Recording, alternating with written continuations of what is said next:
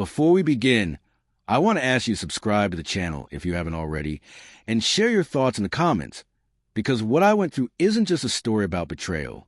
It's about trust, family, and how quickly a life you thought was stable can crumble.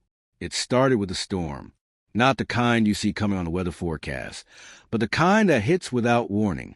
The rain was relentless that night, drumming against the windows like a warning. I remember staring at the dark sky, the wind rattling the roof, when my phone buzzed with a message from my wife, Jessica. "We need to talk. Don't come home tonight." I felt my stomach drop. My hands shook as I read it again, hoping I had misread, hoping it was some kind of joke. But the fear, the uncertainty, it was real, and it sank into me like a stone. 17 years of marriage flashed through my mind, every memory now tinged with doubt. I called her repeatedly, but each call went straight to voicemail. My attempts to reason with her were met with silence. I tried to sleep, but the storm outside mirrored the chaos inside me. When morning came, I went home, hoping for an explanation, a hug, any reassurance. Instead, Jessica handed me a small note, her voice barely above a whisper. "I can't do this anymore. I'm leaving. You have to accept it." Confusion turned to disbelief, disbelief to panic. I had no idea what I had done, what I had failed at. She wouldn't speak, wouldn't explain. And then, slowly, the pieces started to form, each one more painful than the last. Over the next days, I noticed the subtle signs I had ignored for months. My stepdaughter, Emily, who I had treated like my own child, suddenly became evasive. Messages disappeared. Conversations paused when I entered the room. Jessica's laughter, once comforting, now sounded hollow, rehearsed. I tried to convince myself it was me, that I was imagining things, but deep down, I felt the truth crawling toward me. One evening, while Emily thought I was asleep, I saw her texting someone frantically. I glanced over and froze. The messages weren't meant for me. They were lies, twisted stories about me that painted me as cruel, negligent, even dangerous. My own stepdaughter, someone I had loved and trusted, had spun a web that turned my life upside down. I confronted Jessica, my voice cracking. "Why are you doing this? Why are you leaving? Tell me what's going on." Her eyes filled with tears. "Emily," she told me things I can't unhear. I can't trust you anymore." I felt like the floor had been ripped from beneath me. Every shared meal, every birthday, every quiet evening. Had it all been a lie in her mind? How could a single lie, one story, destroy 17 years of marriage overnight? I tried to reason, to explain, but her mind was already made up.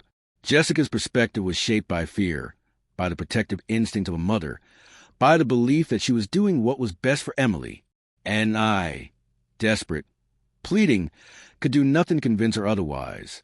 The days that followed were heavy. Memories I had cherished became riddled with doubt. The storm, the literal one, was gone, but the emotional storm inside me raged on.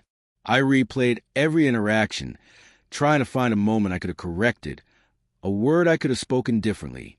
My love for Jessica didn't vanish. It just became tangled with heartbreak, betrayal, and helplessness. Then came the turning point. Emily finally confessed, quietly, reluctantly. I made it up," she admitted, tears streaking her cheeks. "I just didn't want him to punish me for breaking your vase. I didn't think it would go this far." I felt a mix of relief and devastation. Relief that the truth was finally out, devastation that nearly 2 decades of marriage had been shattered by a lie, by fear, by miscommunication.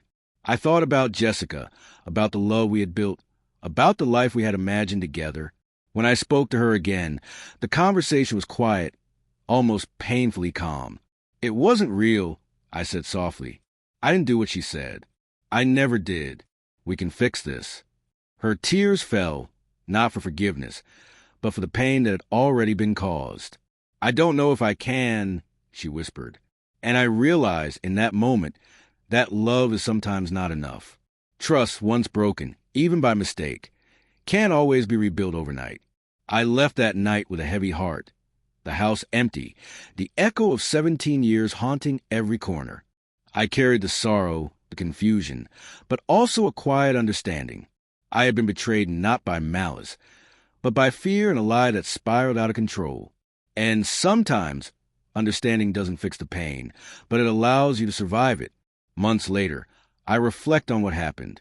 I think about the storm, about Emily's lie, about Jessica's heartbreak, and I realize that life doesn't always give closure or fairness, but it does give clarity.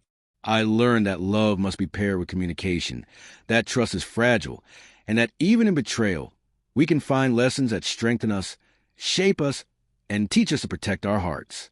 So, if you've ever faced a betrayal from someone you loved or had a lie destroy what you thought was unshakable, know this. Your pain is real, your heartbreak valid, and your path to healing begins with understanding, not resentment. Stand firm in your truth, protect your heart, and remember that even in the darkest storms, there's a chance to rebuild. I'd love to hear your thoughts. Have you ever had a lie or misunderstanding destroy a relationship you thought was unbreakable? Share your stories in the comments below. And don't forget to subscribe to the channel for more stories that explore the raw, emotional truths of love, betrayal, and survival.